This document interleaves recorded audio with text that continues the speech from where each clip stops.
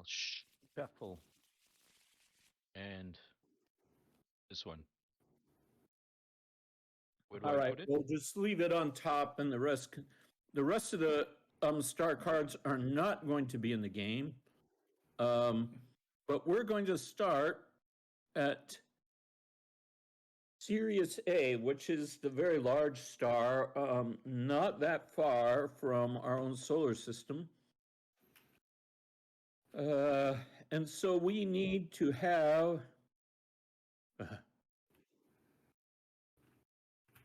so there's two worlds, and I'm sorry to say that the smaller of the two worlds that we'll be playing with is either called small, which is the Swedish word for small, or liten, which is the Swedish word for little.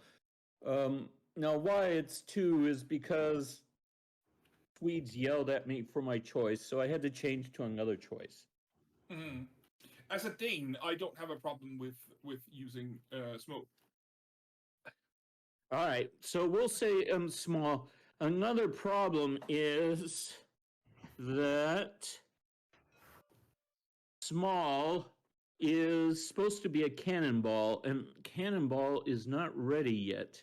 So we're going to have to use another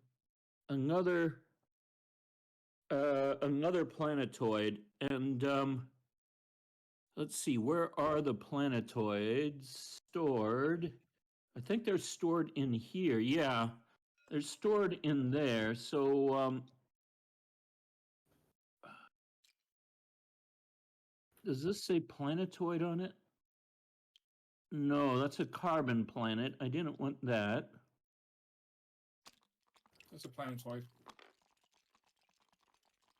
Oh, that's a planetoid? Yeah, the one you just picked up. Oh, I can't. I need to pick a color as well. All right, well, put that one back in the box and get out the planetoid. I don't know how you put things in the box, so. Chocolate-like planetoid. I don't know if that's the one we want. Oh, looks good. So we've got two worlds here. This one is small, so we'll be taking off this substar here and putting it into the box if we can. I don't know if it's locked or. Oh, hang on. It's locked. So we're taking this one away? Yes. And this one goes there. Yep. And then the other world is store, which means large. And it's either substar. And so this one here, we're going to need a substar from the box to place on top of it or somehow.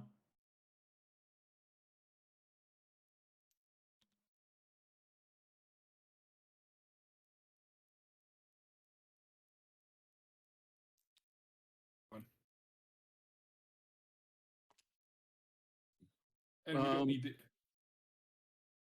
So this is a substar. So let's place it on top of here, somebody. Just on top? Okay. Mm-hmm. Looks good. No, it doesn't. So, in other words, we've arrived in a starship. The starship is located here, by the way. Why?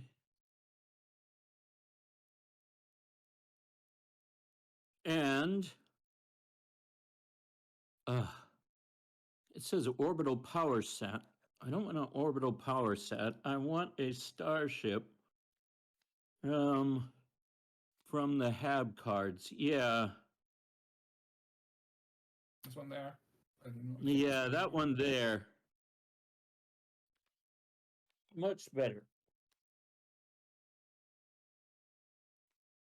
Okay. And do we need now, the other cards here? Oh, we'll figure it out. So now we need to have sky, ground, and trench disks. So I'm going to describe these worlds a little tiny bit, but there are essentially 6 levels. And starting from the bottom, there's the trench level, and then underground, ground level, sky, orbit, and the very highest is here, the Lagrange level, and that's where the starship is. It's in a Lagrange point that bridges the two worlds. So, I need to have disks, and these disks are called lakes, placed on the planet. And I might as well describe them right away. Where the little white dots are, that means we place a white disk, which is ice. So on this troglodyte planetoid, we're going to need 3 white disks. Yeah, place the blue ones and then flip them over. Okay.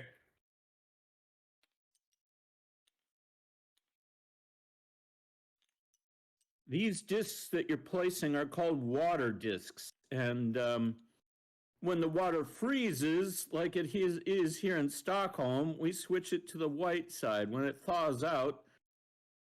So here is a pool. That's a neat way to fix global warming. You just need to get some blue discs and you flip them over, then it gets colder. Mm-hmm. Yeah, problem solved. Exactly. So we also need a pool of methane, so a black disk there.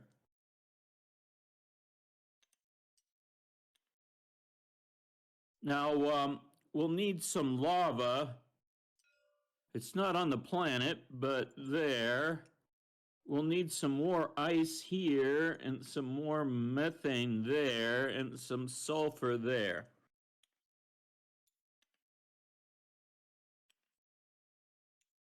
So we're going to do the same thing with the other planet, but before we go to the other planet, let me just say that here is the sky track. Everything in this track is stuff that's in the air. And here is the ground, and stuff on the ground are called lakes. So we have ice lakes and a tar pool here on this planet. And finally, we have the trench. And in the trenches, the deepest level of this planet, we've got some magma on this little small planetoid. All right. So let me say right away, because you'll be interested in, picking a species. And there are 6 colors, and they're the same colors as these discs here. So on this planet, player white has an advantage. Why? Because he's got 3 places to live. He can live on ice. He's like a Yeti. We call them goomans in this game, but a hybrid of goo and humans. But they like it very cold. Robots can live in methane, and there are beings that live on the temperature differences inherent in lava. And also player yellow is called aeroplankton, as it mentions here, can live in the sky on just sulfur fumes. So this is a flying species. So in other words, just to say it again, it's always helpful to have a lot of living space. So in this planetoid, there's an advantage for player white. So let's go to the other planet. And we're going to need to load up disks here in the same fashion. I take it these ones are blue. Yeah, They look green to me. They look sort of this sort of turquoise color always looks green to me, even though everybody says it's blue. It looks green to me as well. Oh, okay. Oh yeah, that goes there. Now, let me say that the green color in this game and the blue color is supposed to be the same. In the rules, I call it aquamarine because I sort of wanted it to be green and I sort of wanted it to be blue. I wanted it to be blue because it's supposed to represent lakes. I want it to be green because it represents algae-covered lakes.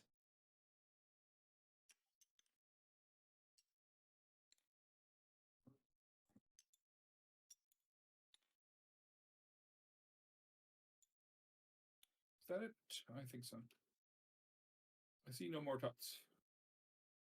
All right.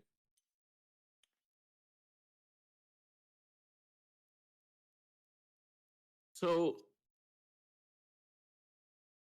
in around this big star, we've got a little planet that orbits the white dwarf of this binary system.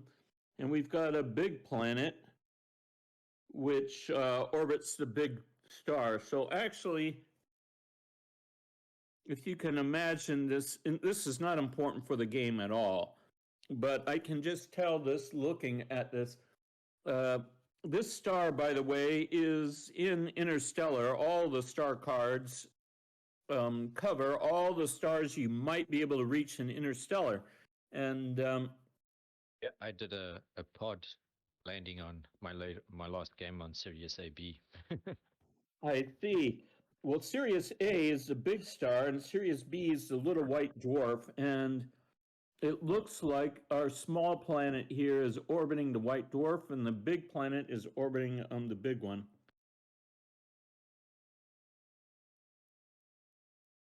So now that we've finished setup of the system, I'm going to flip over the star card. I think you flipped all of it. I did flip all of it. Can you flip just the... That's just the one. So maybe just we can take all these out. Yeah, you can take all those out. They're not used in the game. So it's not terribly significant yet, but it's got a little number 1 here, which just means during an event roll that we get bipolar jets. And on the small planet, that means there's a radiation event, and on the big planet, that means we've got a giant hurricane called a hypercane. So I didn't mean to flip that. So there are more events that occur. That's what the number 1. The number 2 is here. Number 3 is here. 4 is here. 5 and 6 for the large planet. And the small planet also has some. Now, you can start to see the weather system here. Supposing we rolled a 3 in our event roll. This would mean that we've got rain. So both sulfur rain and water rain, and that would mean stuff comes from the atmosphere, from the sky, and lands on the ground as lakes, as new lakes. So you have some idea of how the planet's going to change. A little bit of an idea anyway. All right. So now that we've done that, I have to look at the next step in setup. Oh, there's a plastic spaceship, and we have to place it in the first generation slot of Legion. So that would be right here. Yeah, exactly. Now, the idea is during each event, we're going to rotate this wheel. Now, right away, I don't know how to rotate wheels. I mean, I can rotate them with the little rotate function, but nothing on them will rotate, so we may have to push things. on this. He explained to me very carefully how to link objects so they rotate with it, but then when they unlink, they all come out. It was very hard to get it working properly, so we may have to just shove things physically without turning the dial.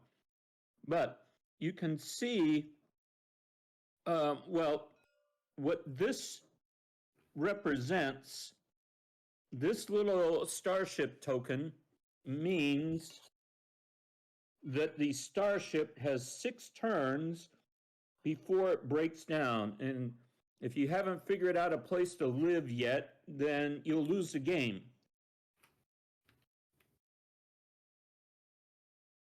Is that clear? Yep. Okay. All yeah. right. Now we're ready for the blind auction to be the first player. All right. Every player is given 3 red beads and 3 white beads to bid with. So, I think the beads are domes or something. Where are they stored?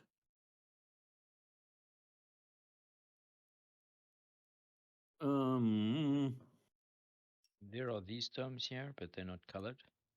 Yeah, those are for cities. If you establish a city, but there should be something else. Maybe, okay, it's here. They're not very bead colored, but Oh, drop stones. yes, they're drop stones. So everybody take 3 Of each. of each. Of each, sorry.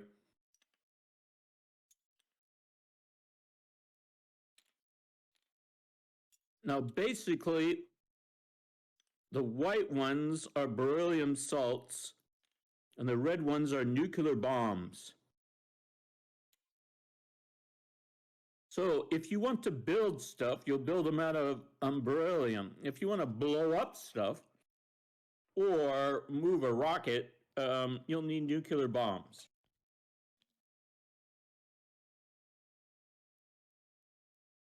All right. So, secret bid. From their funds, each player secretly places a number of beads in their closed fist. This is their bid to be the first player, and each red bead is worth 1.5 white beads. Then everyone reveals simultaneously. So this is stolen directly from Pax Hispanica. How do we do that mechanically? Roger, how did we do that? We had a counter in a hidden area in Pax Hispanica, but we don't have any hidden area. I don't know. Can you see my hand? Yes. You can see my hand. No. It's all question marks. So you just put it in your hand, and then maybe we select when we're ready to show. We just push it out. So now. All right. Well, for this play test, we're just going to announce our bids and no cheating. Sure.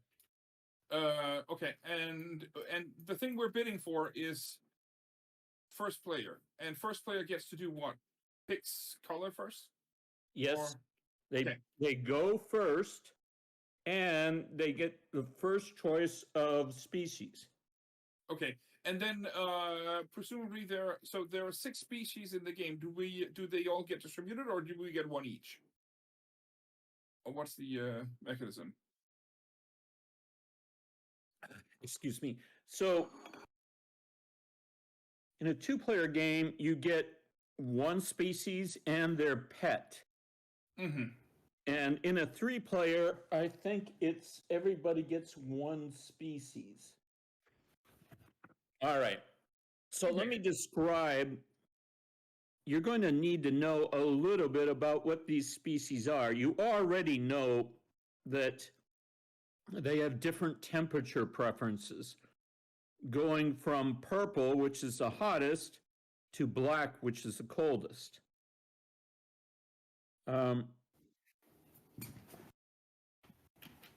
Before we start that, somehow I skipped it. I read too fast or something, but we need the roll of dice for our starting climate. I hope it's there. So let's do it for the small planet first. And what we're rolling for is here. There's if we roll a 1, we're at warm. If we roll a 6, we're at cold. Can you roll a die, Roger? And Yeah, sure. I'll roll this one here for the small planet. It's a 2. all right. So we're going to take this and place it here just to remind us that it's the number 2. But I somehow screwed it up. Oh, that's fine. There we are. Okay, then roll again over here for the big planet. Big planet is 3. All right. So Same thing. exactly. Oh. That's 2 or 3. Ah, okay, 2 or 3. So the little symbol here tells me that this big planet is more or less like the planet Uranus in our own solar system.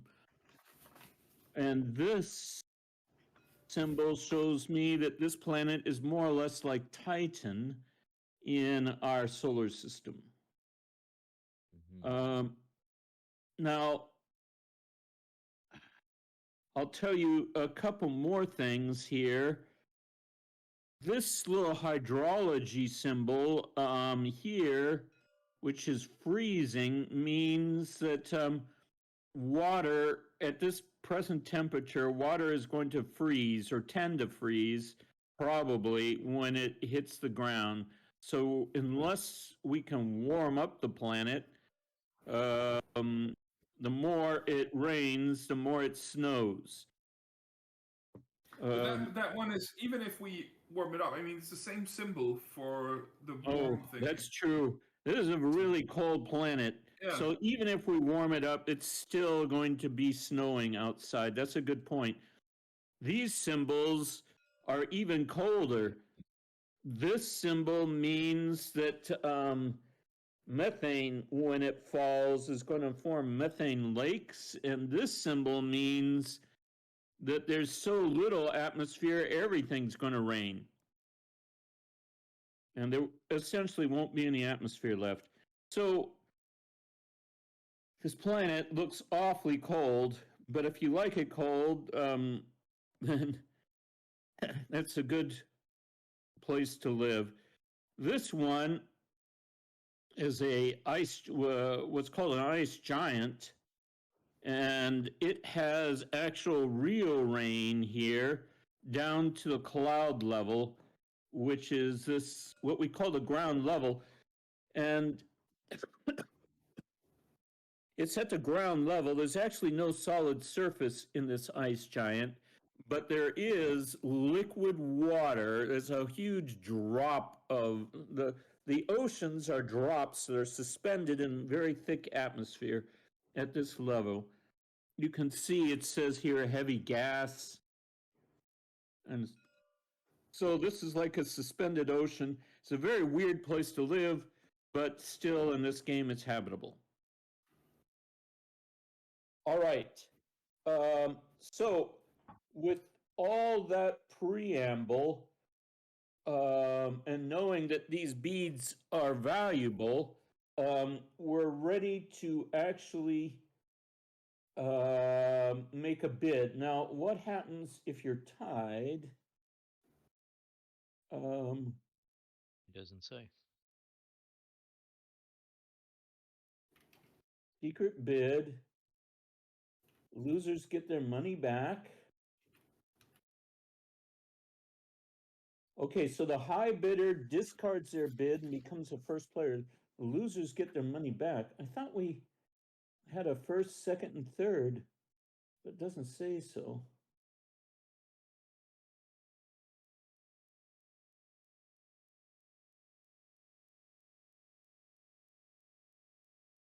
Damn it. I have to add a tie. Tied bids here. If we're tied,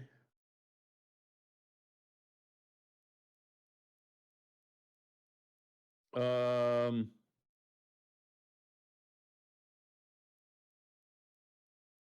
don't know. We're going to have to roll off. These rules are not very well thought out, it seems like. But so let me say one more thing about the species, and then we'll bid. The red and purple species are natives. They are aliens. They live here before the starship arrived. They are fish-like creatures, so we call them varelse, which is a Swedish word for creature, but they're going to be swimming in very hot, high-density. The trench, basically, of store is where they'll be starting. So if you do select purple or red, then you'll be in some ways starting differently and in some way possibly opposed to the Earth or the Sol starship that's arrived. Let me say, too, that there are three what are called pet species that have been uplifted by their creator and therefore have a pet status, which is undesirable, basically, because your funds can be essentially stolen if your master needs funds. So the pet species in this game are players white, yellow, and red. These species have been created by the master species, which are black, green, or blue-green, and purple. So thematically, the black species, we call them hikikomori, are the atrophied humans from the solar system that are basically video gamers controlling their avatars, their robotic avatars. And the green or blue-green are classic humans, and the purple are varelse fish. All right, so in a three-player game, it's likely that we'll be only doing purple, green, and black. Yes, because you don't want to start as a pet. Okay, so even if the sort of owner species is not in the game, that still matters. That still matters. Okay. Yeah. If you pick, if, for instance, you decide to pick red and purple is not in the game, I haven't thought this through. I have to take some more notes here. But I would suppose that you've been emancipated and you do not have, you're not at pet status. So it's possible for you, just one second. It's possible for you to pick a pet species and not suffer the pet stigma if your master species is not in a game or goes extinct. Mm-hmm. And I have to write that down. Pet status. If master did. Okay. I'm going to write down my bid And so the beads that we're bidding on here. So the winner loses his beads, correct? and we need the beads for other stuff later on. Right. You'll need the white beads to build vehicles and habs. Uh-huh. You'll need the red beads to blow up vehicles and habs or each other. Yeah, sure. Okay, I know what I'm bidding. All right. Ready? And so who picks second? So the winner picks first. Who picks second? Turn order or I guess the runner up will pick second, and we'll have to dice off in the likely event of a tie. All right, I've written down my bid. So, are you ready, Roger? Yes. Okay. I didn't bid anything. What about you? I bid a red bead. Okay, one red. That's a bit of red bead. And what'd you bid, Roger? A red bead as well. All right. So, I'm going to ask you guys to dice off. All right, I'm rolling. 1. Wait, hang on. So, hang on. Is that a... Oh, no. I pressed 1. Okay. That doesn't roll. Hang on. Roll R. Hey! There we are. Okay. All right. So, so what I'm looking at, of course, is so I need places to live, both now and in the future. Yes. So before you choose, however, let me talk about the political assembly because you're gonna need to know sooner or later. Sure. And you might as well see how to win as well. So this political assembly, you will be starting your delegates here on these spots, depending on the species that you pick. You'll put a delegate there, and the delegates are. I don't know where they are, but they're shaped like triangles, batteries, hearts, jars, and hexes. They're colored. We have one in each color. Oh, yes, you have them there. And you can see that they're two-sided. They have a biped side and a fish side. So when you place the delegates, you will pick your shape and you will pick your side. Now, picking the side is only available for pet species. Basically, you have to be a fish if you pick purple, and if you pick green or black, you have to be a biped. Mm-hmm. So, you're going to be starting in these spots here, and you have the traditional ideologies. You have what are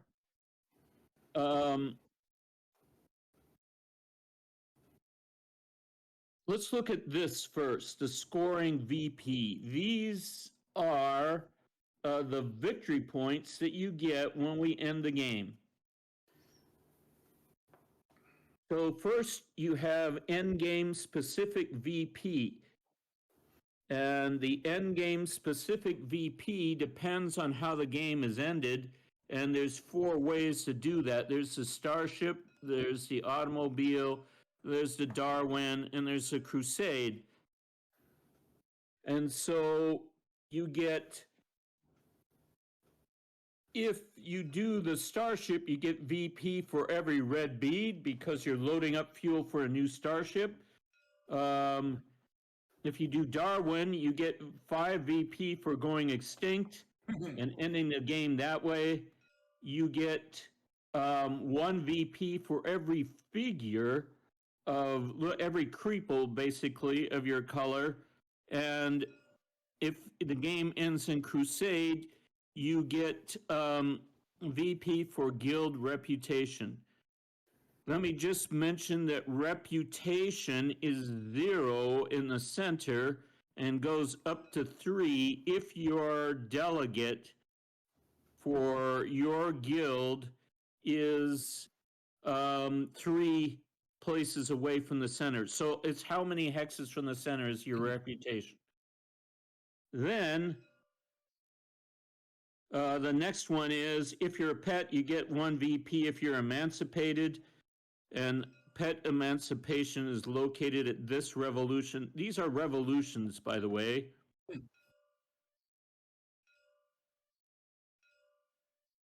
And the revolutions are described by the little arrows here. Then we're going to have delegates of your secret guild and treasury of your secret guild. And finally, your secret your secret revolution, and then delegates in your ideology. So let me say a couple more things. First of all, delegates are these tokens that will be on the political assembly, and we will be drawing when we figure out what species we are. We're going to be drawing a secret society card, and we'll flip it face down so only we will know what the secret guild is, what your secret revolution is, which revolutions of these that you want to have triggered. And yeah, so that's basically the victory scoring position. You will, it depends on how the game ends. And supposing, for instance, that you drive someone extinct, that player is essentially out of the game, but we'll put the martyrdom endgame chit. These are endgame chits. We're going to put it into the dial like this, into the now. And so in 6 turns, the game will end and we'll count up points. I'm just going to have to step away for 2 seconds. I just need to close the window and turn on some. Okay. It's getting cold now. So,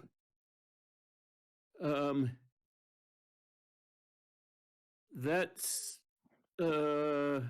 basically how to end a game and how to win. Do you have any questions, Roger? No. All right. I mean, the guilds are. All right. So the guilds are necessary for work, and so are the delegates. And this is the work table here.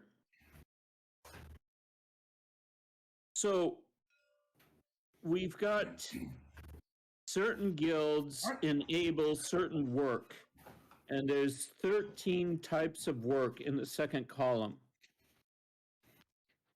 And what you need to do, if you want to do, for instance, construction, you want to build a hab or a vehicle or something like that. You can see that you're going to need to go through the robotics guild to do that. So how do you do that? You either need to have, you pick on your turn, where does it say this? Here's the sequence of play.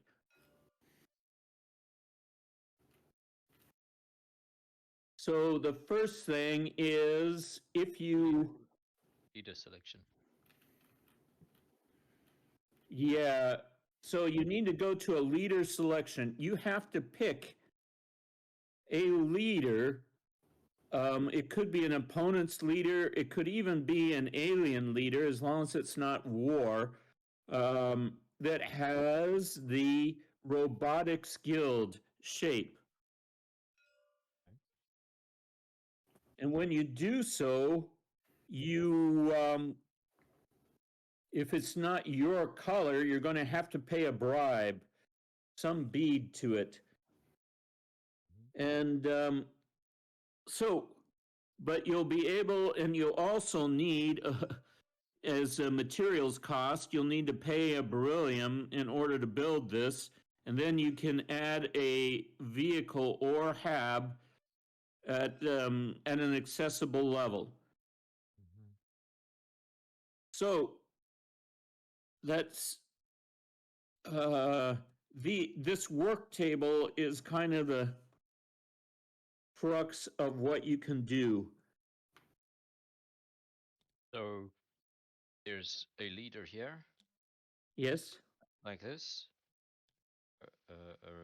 hexagon leader here, or it can Yes. even be Now could we'll, be somewhere else, and I say, okay, I bribe this leader because I'm not yellow to use the robotics guild to build. that is correct. Now, because he's not yours, you have to bribe with one bead player yellow into his treasury, wherever that treasury is. Now, this is a pet species, and so their treasury is will be in one of these spots, depending on who the master is. Does the pit change master? Can it? The pet can change master. Okay. All right. So how do you know when a pit belongs to which master? There should be some diamond. Oh, here. Ah, okay, I see. We'll put those into there. And let me just say that let's look at here. You see the little harmonium figure. That means that at the sub-sky level of this planet, there are aliens living. And if you go to that level and do contact work, and we'll look at here for contact, I guess there. Yep. If you have biology, you can contact those aliens and make them into your pet.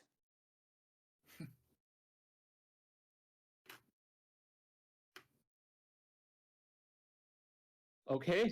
Where does it say that makes you into the pet? Oh. It says here,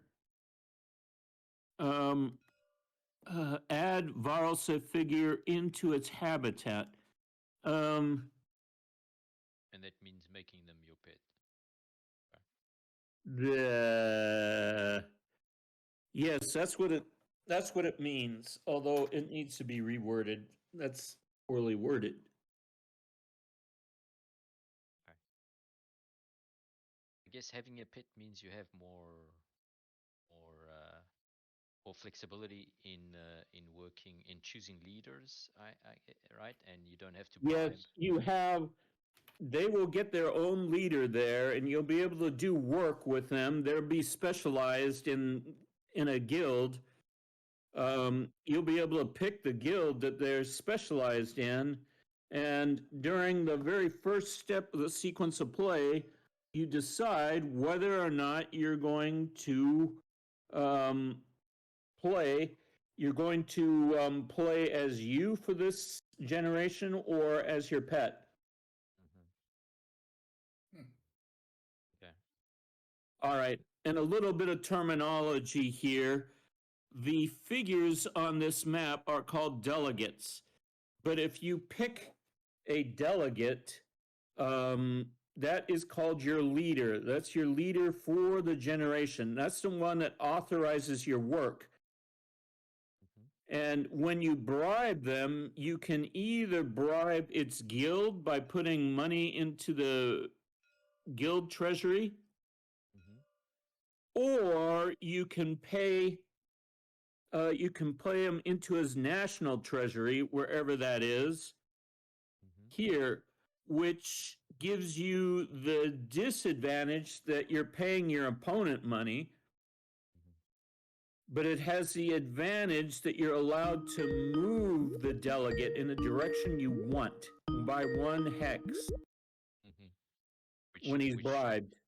Which is probably tied to wanting to put them into your secret. It helps you because it puts it into your secret ideology.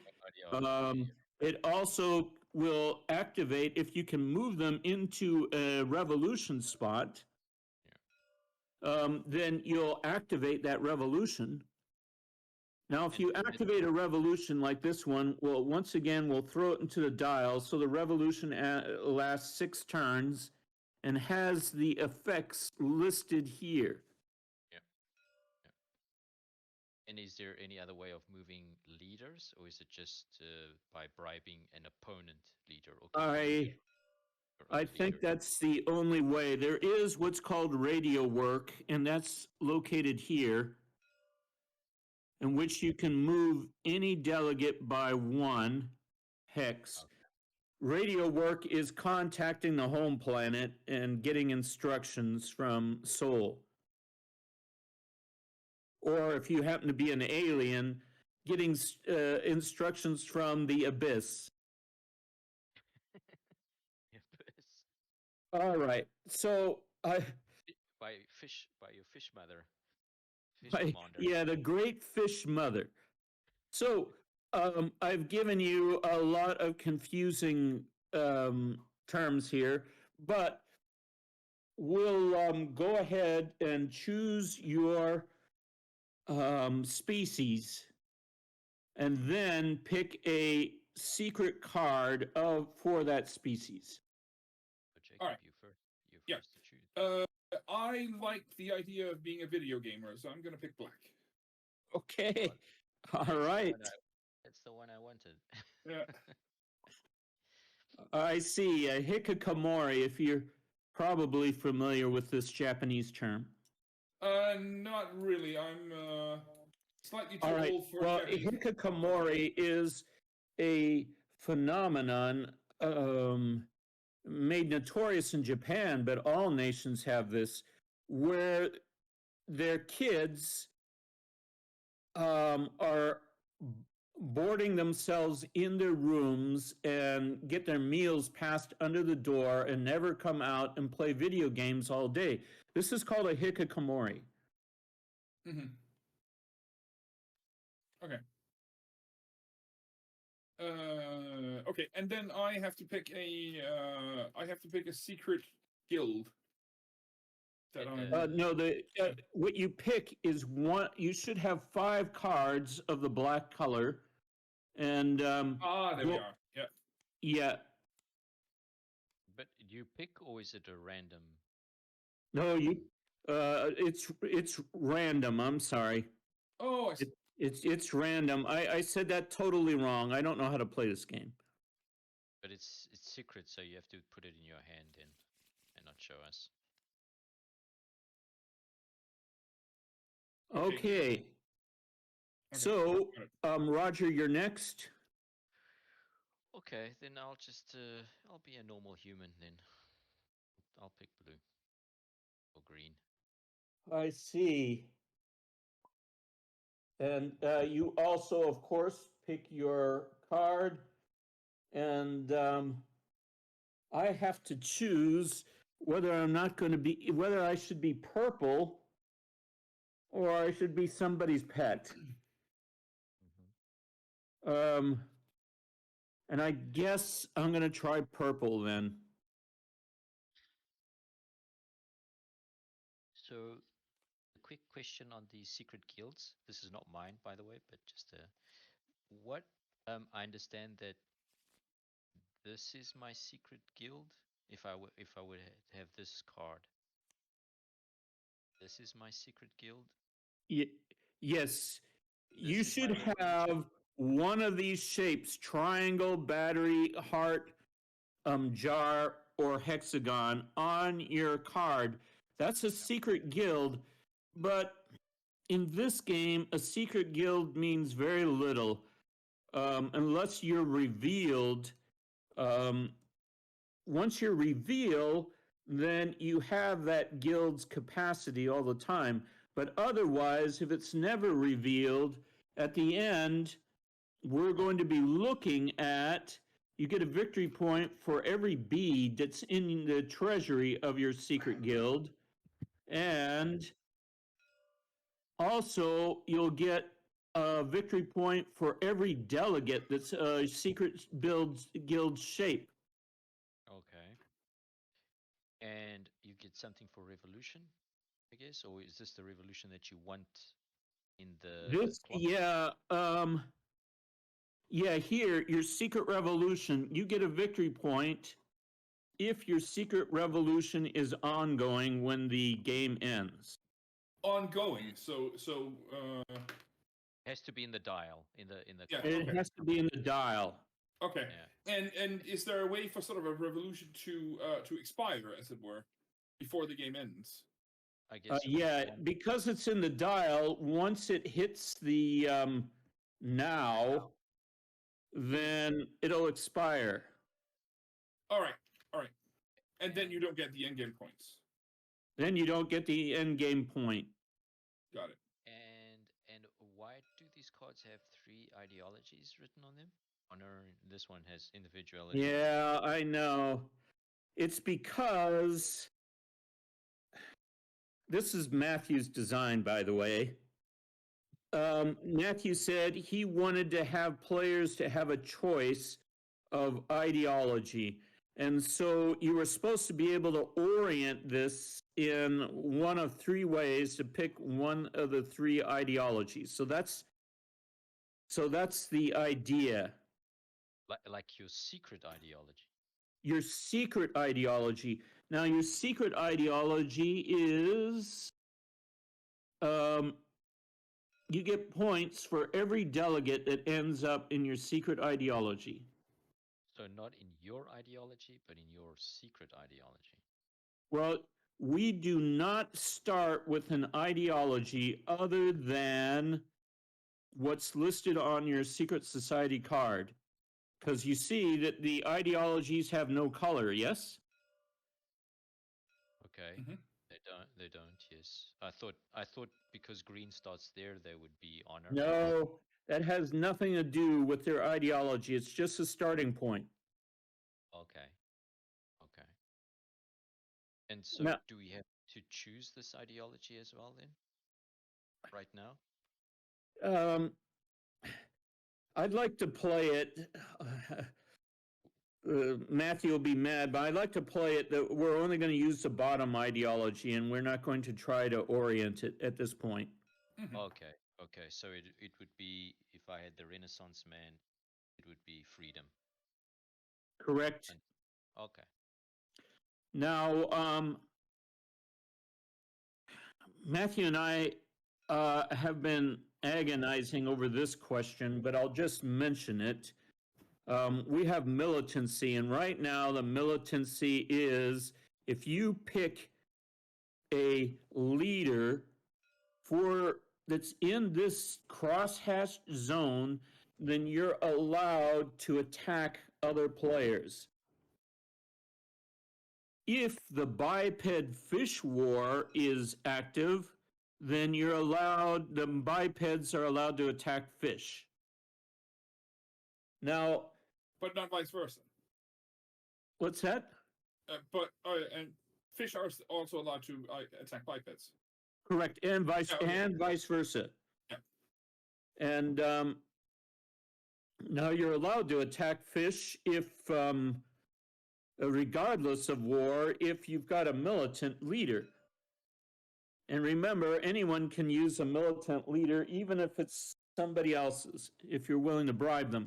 Okay, so, and that's how war is going to occur if it does occur. And it's possible, of course, that your secret revolution is war. Oh, did you choose white or purple? I chose purple, so I have to change my color. I'm not sure how I do that, but let me try to. Click your name in the top row. Yeah. It's all right. Yeah. And then I pick purple. Okay, so I've got purple.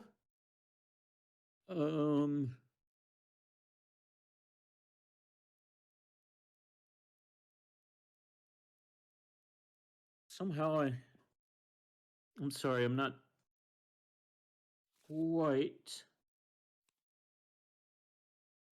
All right. I got my card. I got my. So now, somehow or another, we're supposed to place our delegates on the map. And I think we have to go in player order. And so that, go ahead, and in this black spot here, you place a delegate of the guild that you want to start as. Now, let me talk about this, because you'll say, well, what are these guilds for? At the very beginning, most people will be liking to build things because they want to go somewhere. Mm-hmm. And so the robotics guild is always very popular for that, because that allows construction of vehicles and habs.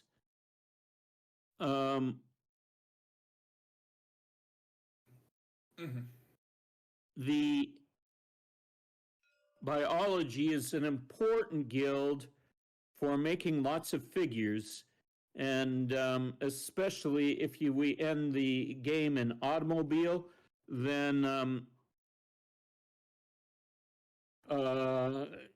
having farming will be important. Let me tell you another important action in this game. There's 13 kinds of work, but this infiltrate is really important.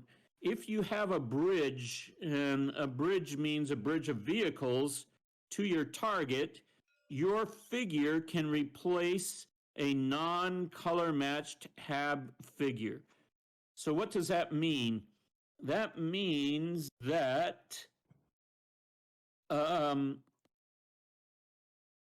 we're going to be building habs, say a sky hab here. Now, at this level, the color is white because the sky is pretty darn cold. It's only 130K. So if you've got people living in this hab, if you've got a figure, a creeple living in this hab that's not white, then you are not color matched, and your opponent can infiltrate you. This is not even considered a war or an attack or a militant thing. They can just come in Darwinian fashion, kick you out because you are not color matched to that level. It's not even necessary, although this needs to be play tested, for you to be color matched, just that your opponent is not. And if there are two colors in that habitat, then it counts as both colors. So you just need to have one of the colors. Yes, that is correct. Yeah. This level, for instance, has both green and yellow. And so, of course, you're getting hotter and hotter the deeper you go. Now, I don't know if you were here when I explained contact, but we've got red native species at this level. And if you are, if you want to contact and make him into your pet, then you can go through and do contact work. at that level.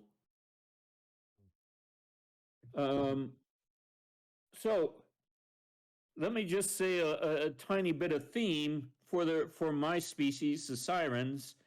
The sirens, according to the storyline, have been living in the depths of in the depths of this big planet, and never knew there was such a thing called the beyond.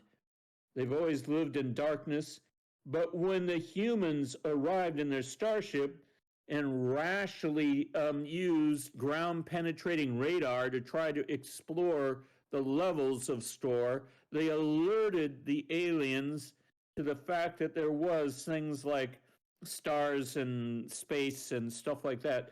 So the aliens are going to be spreading at this using vehicles the same way that the humans are, only from the ground instead of the sky. Mm-hmm. All right, so we're ready. No, you've got a place.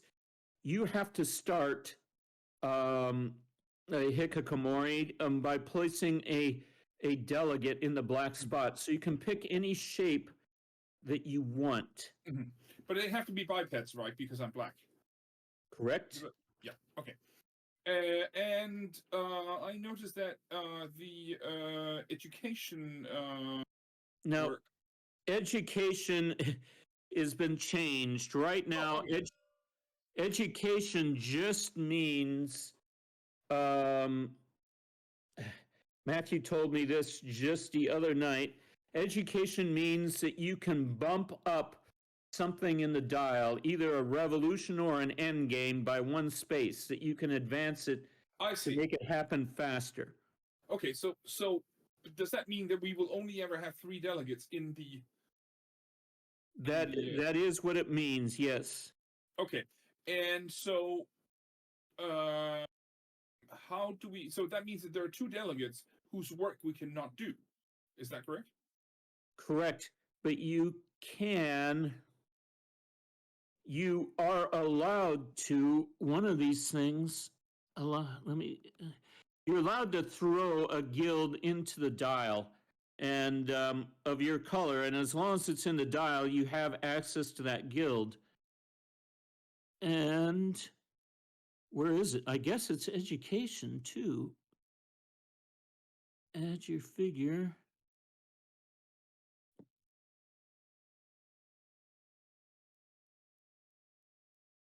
Yeah.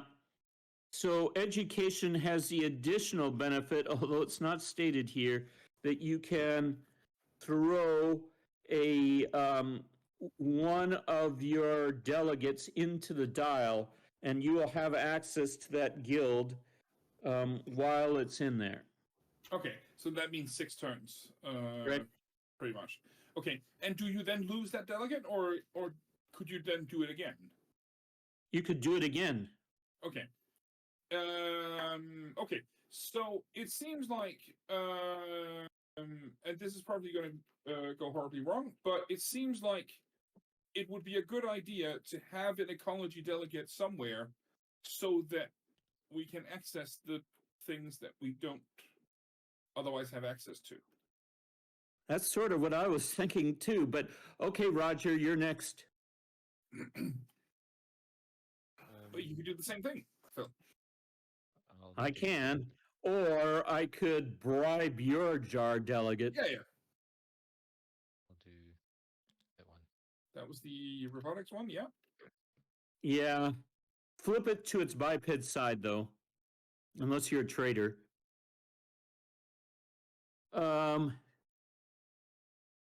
And I will also take a triangle.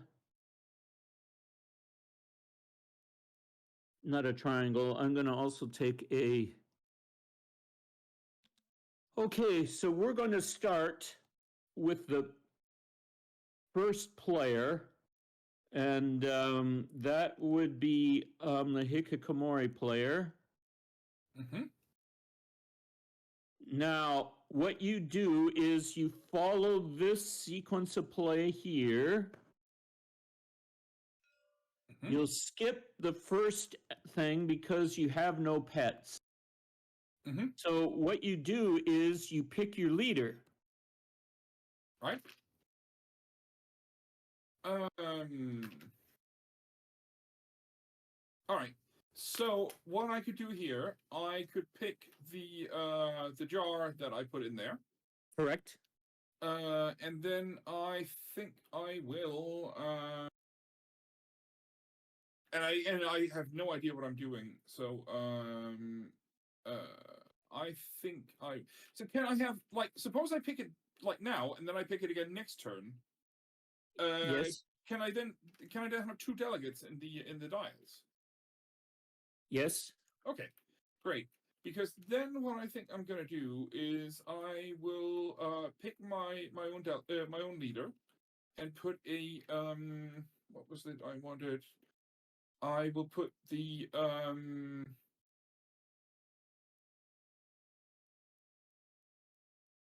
I will put the figures we have. Paul, why are there two dials, two clocks?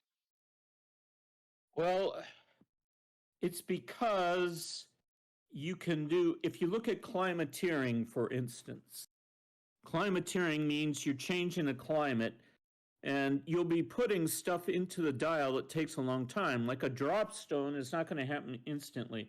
You'll put a drop stone into the dial, but you have to pick your planet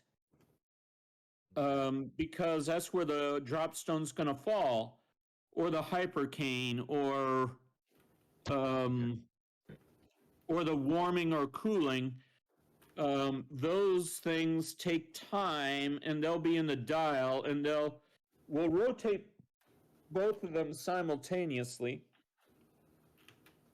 Okay. Let me. But when it comes to putting like the delegate, which is probably what Jacob is going to do, he can choose either dial to put the delegate in for education. Yes. Or even the revolution. If there's a revolution, you can put on either dial. It doesn't Yes. I'm scribbling stuff down.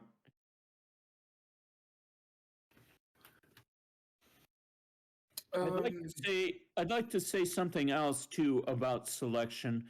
There's what's called a bluff. This is an experimental rule, but you can say you can tell your leader that I don't have to pay a bribe because I am a member of this guild. If you do so, he has a choice to call your bluff and say, okay, show me your secret identity card to show that you really are.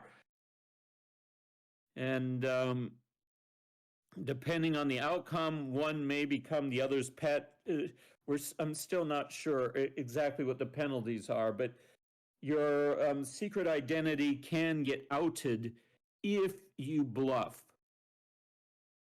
or at least outed to your master, not your master, your leader. I don't see why I should not tell the truth there, but we can see how that works. Okay, so I think I'm going to put I'm going to choose my own leader, and I am going to put my heart delegate, my biology delegate, onto the dial. And so where do I put it? Just put it into either dial into the now. So there. Yeah. Yep. And so I get. So what are the steps here? You're essentially done.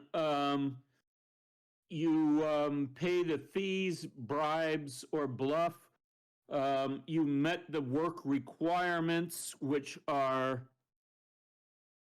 Yeah, there are no requirements here, as I can tell. Yeah. Oh God, it should say infrastructure. Which is under infrastructure, right? Yeah. Yeah, it should say infrastructure, not requirement. Or infrastructure requirements, maybe. Yeah, or both. Mm-hmm. So, and then you did the work results, and the event sequence is only after the last player. Mm-hmm. So do I get to move my delegate? No, only okay. Only if he's bribed. if the delegate gets a bribe, then the briber gets to move it. Okay, great. So, next player. Yes, that's you. Is it me? Yes. Couple of questions. Yeah. What happens if someone moves to anarchy? And if a delegate moves to anarchy, then that delegate, if it's chosen as a leader, can only perform radio work. Okay. And can you remind me, how do we add more delegates into to this ideology? Right now you can't. And how can you then? So I can think about the future. Yeah. Or it's not part of the rule. You can never add delegates. Matthew and I have been arguing about that, but at the moment you can never add delegates. Oh, I'm sorry. You add delegates if you get a pet. Okay. And the only way of getting a pet right now is this red pet? Well, let's see. There is on this planet. Now, you can't get a fish pet because that's a player controlled. And there are no other pets available on this world. If you go to the other world, let's look at that. Oh, there is white pets available there. And here. Okay. So there's white and red.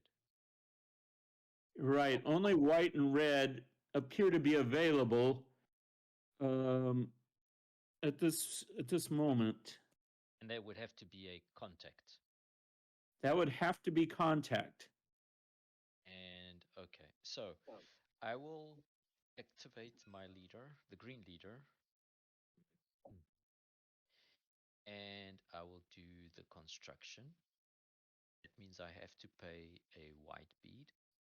I pay it to the...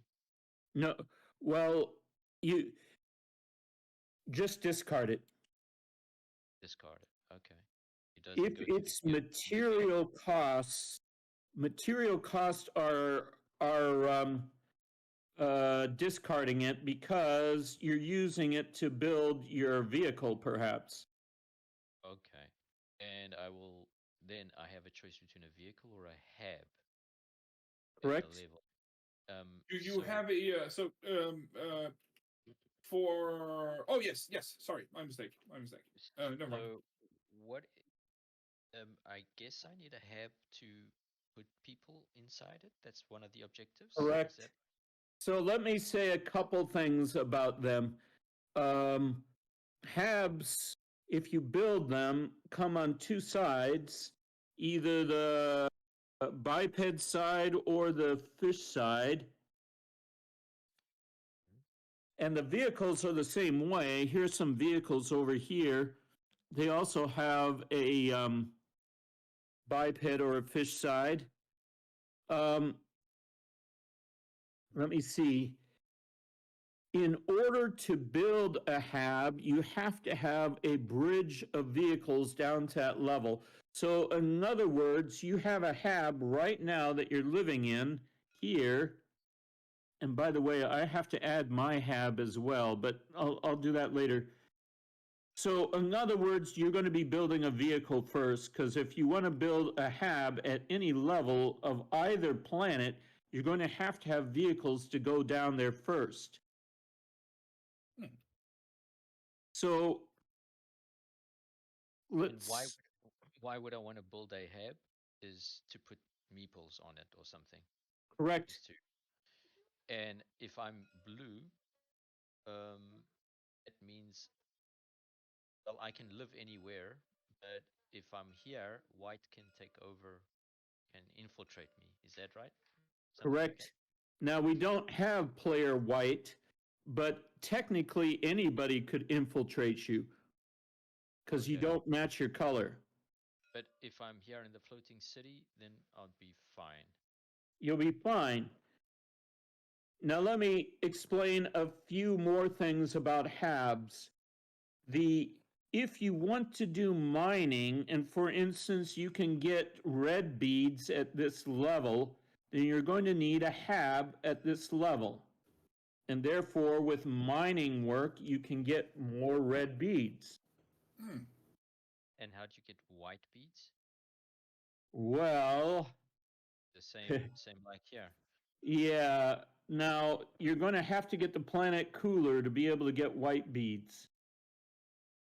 And you cannot do it from the ground level. No, you can only do it from this level. I see. And that's the only way of getting beads then, is by mining? Correct? Oh, It's the okay. same as High Frontier, isn't it? Yes, it is. Yeah, It's you just don't need 5 factories in order to get your first mining operation going. It's exactly the same. But if I was at Leo with a monetizing Bernal, I'd just get Aqua. Yes, you would. So I'll do a vehicle, and why not? And it's a choice of an L1 vehicle, or how do these vehicles? Is there like something special that I should look into when choosing a vehicle? Yeah. First of all, you should flip it over to its black side, because that's the biped side. This little icon here means that you'll need a city in order to build it. This is called an urban vehicle, the Skyhook. They all have to be on the black side for me to use them, or? No. When you build it on your black side if you're a human, and on the purple side if you're a fish. And does it? So it means my first vehicle that I have to build is up in L1 or already in orbital? Correct. You'll have to build one in L1. So I have to choose one that says L1. Yeah. Now, I think that means a sail, or no, it could be electric rocket. But when you build a vehicle, you build them in pairs. Okay. So here, this is an example. If you build a sail, you build both of these, and you place the sail at the L1 level, and then this lower level at a level that has a pressure no greater than 1. Okay. Pressure. So you can't build it on the Brown Dwarf right now. You can only build it over here. Well, I this guess. this one doesn't have a pressure greater than 1. That's 2, right? Or oh, is this the pressure? 2? Yeah, that's the pressure. Okay. Right, so it looks like you're going to be needing an electric rocket. This one here. And what happens if the pressure changes? Kaboom, I guess. Yeah, the vehicle gets to move to a pressure that it can survive at. So is this how we place it, or? That's exactly how you place it. Like this. Okay, and that constitutes a. Is that what's called a bridge? Yes, this constitutes a bridge. Let me say the communism problem in this game. Yeah, you should have paid me.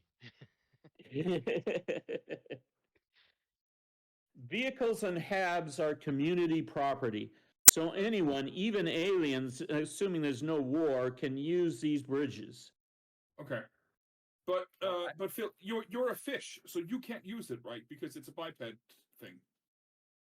I'm allowed to use human vehicles if there's no war. Right. Okay. Fair enough. Okay, I've done it for the community, for everyone, because for the communal good.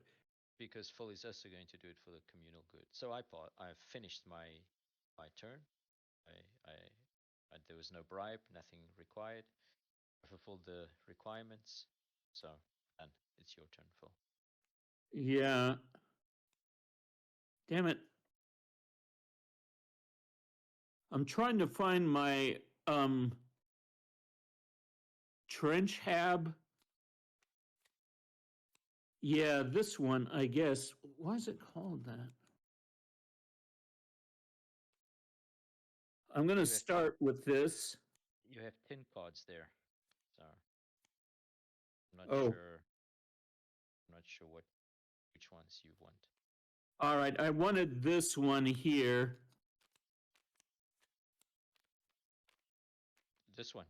Yes, put that in the... There. So the reason I'm starting with this is because it's at the trench level, and this is a trench. Now, I should be starting with fish figures. Now, so I need the two human players to place one of their creeples here and another one to place their creeple there.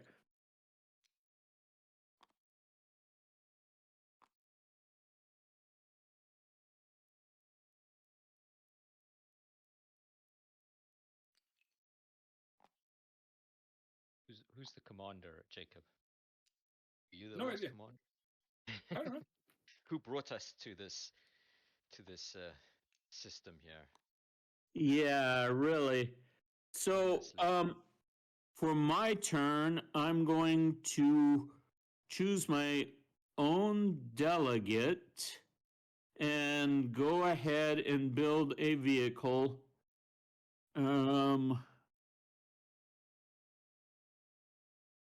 And I'm going to choose. We have to flip them over to purple. It's the same. Yeah, it's essentially the same.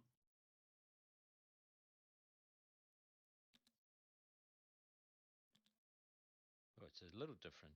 The numbers change. Oh, yeah, okay. This one's 3. It's a 4.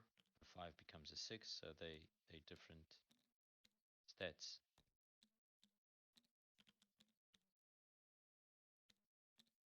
Okay, I'm going to build this thing.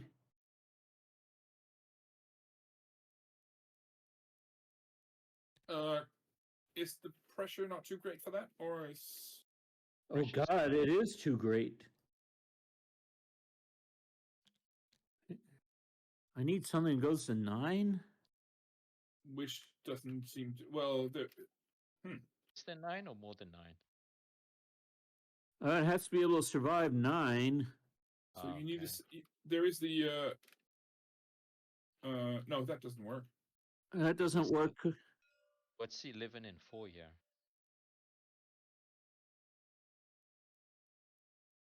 This bull has 2 numbers, 4 and 11. Yeah, but it's an urban vehicle. I don't have a city technically. You can't build anything on that pressure, Phil. No vehicle for you. Is the sapper? What is that? That sapper goes from 12 to 5, so I guess I'm going to have to build this. Okay, so you could. Oh, go ahead. It's not paired with anything. This one then. Yeah. Okay. So another thing you could do, I guess, is somehow build a city. I don't know how you do that though. Cities, by definition, are only at the ground level, and so I have to get to the ground level to be able to build a city.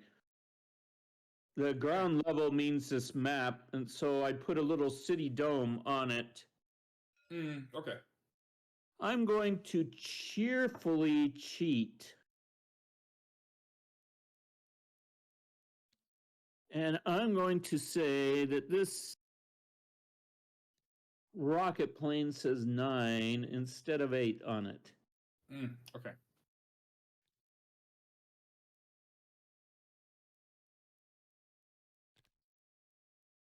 And so now you have a connection between the trench and L1. Ah, Correct. I see. didn't- Okay.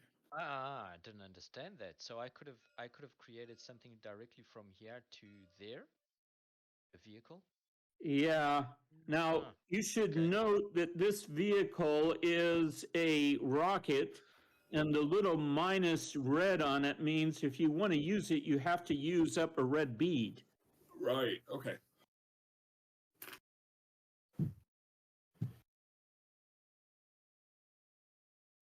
Oh, all right. So I would have done something else. Okay. Next time. Yeah. I know. Yeah. Understood. So that means it's my turn, is it? No. We Oh. have to do something. Oh, I Click see. in. So event what we go through the event sequence. Now, By the way, Phil, you haven't paid your yes, I know, I haven't paid. This is my stuff here. And I have to pay a beryllium for building that rocket. So we're going to go through a little event sequence here. And the event sequence is we have to make an event roll. So, Roger, can you roll the dice for me? I'm rolling the white die here. It's 6. It hits you. I'm happy. Whatever that means. Down Yeah. here. So the 6 means that this rains. Can you roll again? Because I need a location where the rain goes. I'll roll the red die. It goes to 3. All right. So 3 is here, and we go to the lowest elevation. So this purple rain goes to here, which is okay. I can build a city there or a farm there. Now, it also means the 6 is used over here as well. And we have volcanism. And so we're going to, can you roll the die again? I want to see where this volcano hits. 1. 1 is here. And here, right? I don't know. Maybe here. I don't know. I think lava boils off everything. Okay. This is elevation 0, so it hits the North Pole. Mm-hmm. And because we've got a greenhouse, this is going to heat up the planet. And I think, can we put a warm here? Where? Sorry? There into the dial for small. Oh, okay. Let's see. Yeah. Yes. And we're also boiling off. We're boiling off this, which will go to the sky. And you're boiling off that one because this is the boil marker, and then we boil off the methane, but the methane's already boiled. Why that specific disk? Why not one of the other 2 disks? Oh, I have to choose the highest one. That would be that one. Oh, okay. I'm sorry. We'll just move it here. Yeah. Now, and finally, we have to add a new water disk here. It outgassed with the volcano. Mm-hmm. And so we moved across this one as well. So does that make a difference?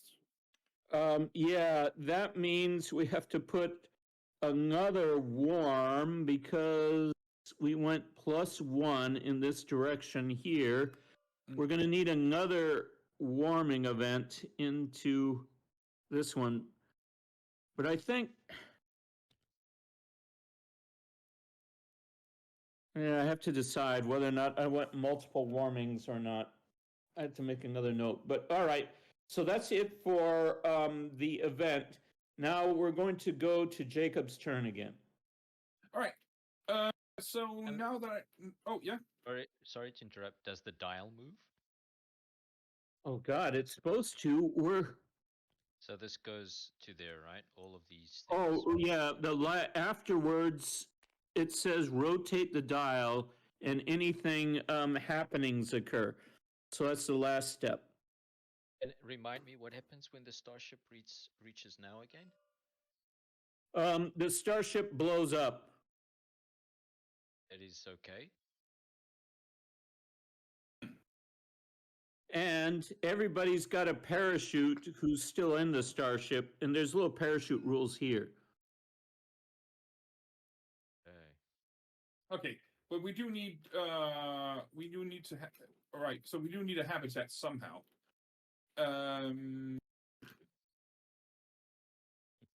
Okay, so so you guys have managed to build some stuff over the brown dwarf, which means that I build something in orbit, like a habitat in orbit. Correct. If I wanted to. If you wanted to. Yeah. The thing is though that like okay, so the surface of the brown dwarf is like better for me because there's a methane lake and there's also methane in the atmosphere, so I could potentially do something there. But seeing as you guys are already building stuff there, I might as well wait for a bit because the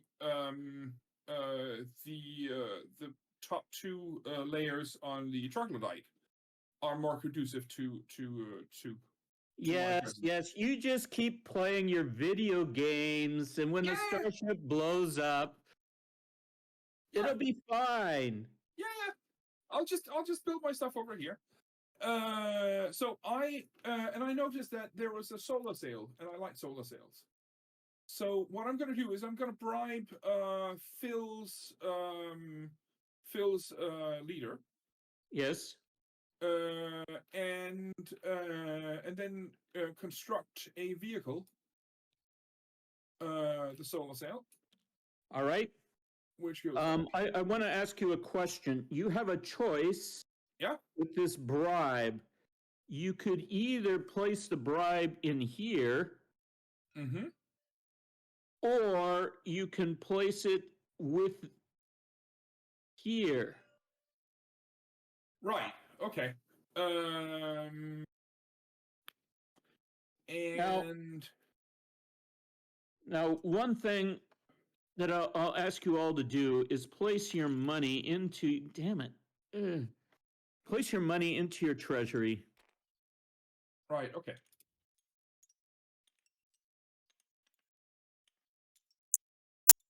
Right, and I need so I need 1 beryllium to pay for the construction cost.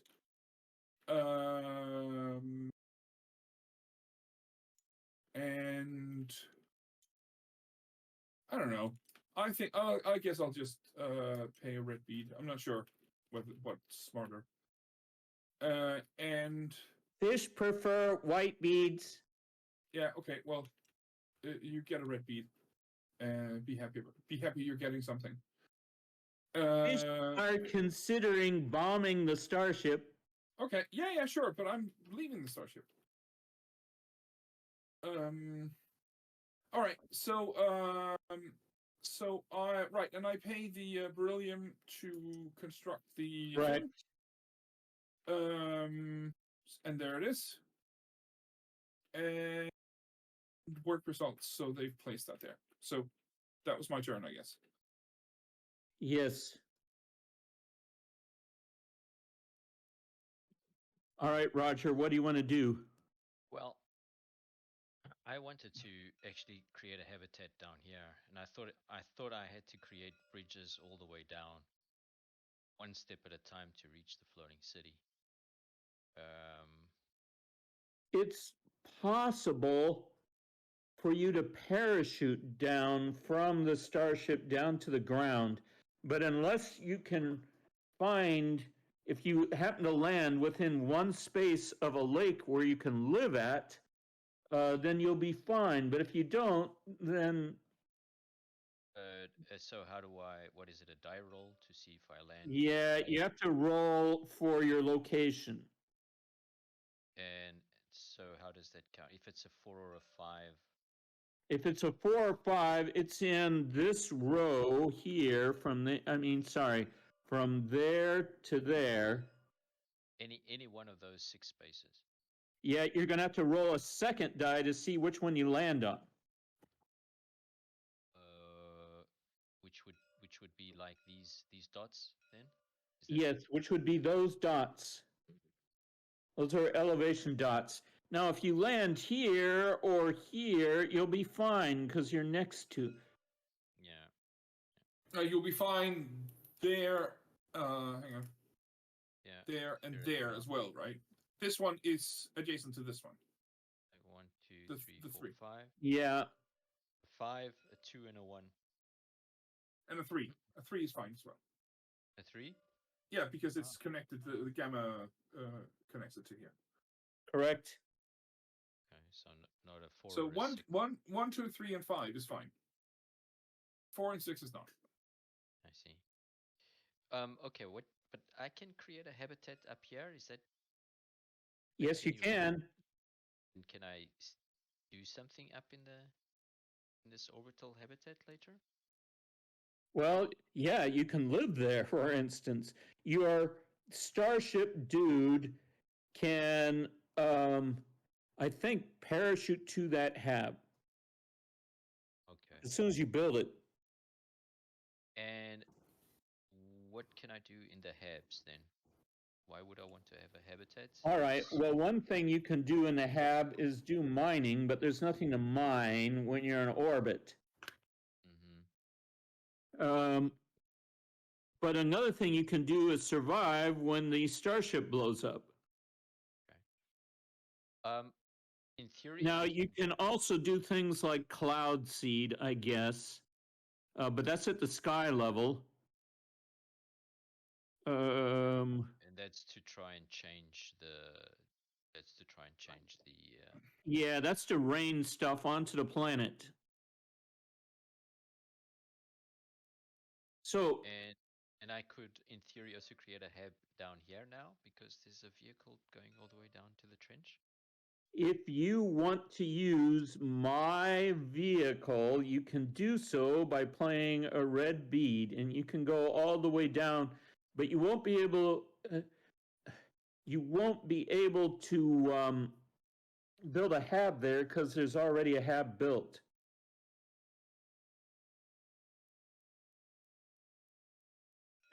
Can I live in this hab? You could live in that hab. At the moment, it's full because both of its slots are full of fish. Ah, okay. Now I see how this works. All right. I see. Okay. And let me see. I will actually, and I'll.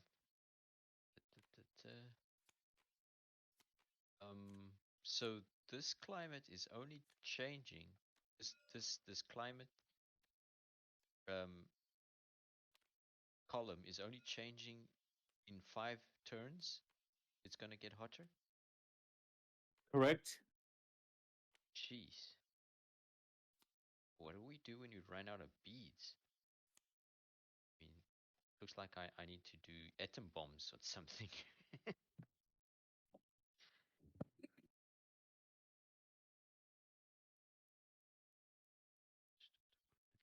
This got a vehicle. I'll just try another. I'll just do another build, another construction then. The actual construction I should have done initially.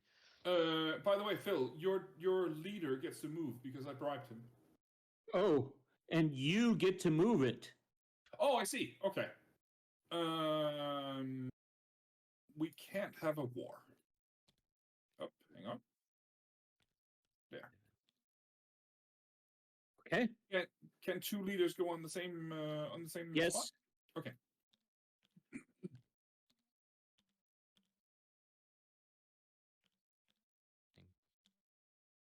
Actually, I think I'm moving here.